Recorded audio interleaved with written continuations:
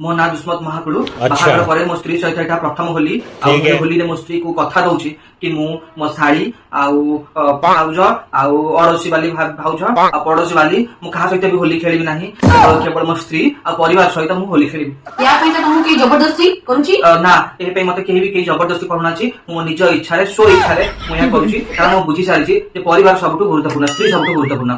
आ सेदिन मद पीबो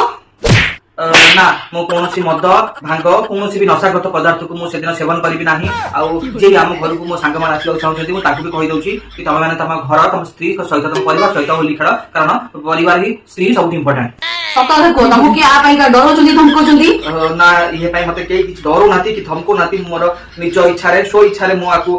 माने ये कथा मु कहूची आ मु समस्त मोटिवेट करूची कि तमे माने तम परिवार सहित होली खेल आ कारण बाहर दुनिया जा बिल्कुल भलो न निज स्त्री और परिवार सहित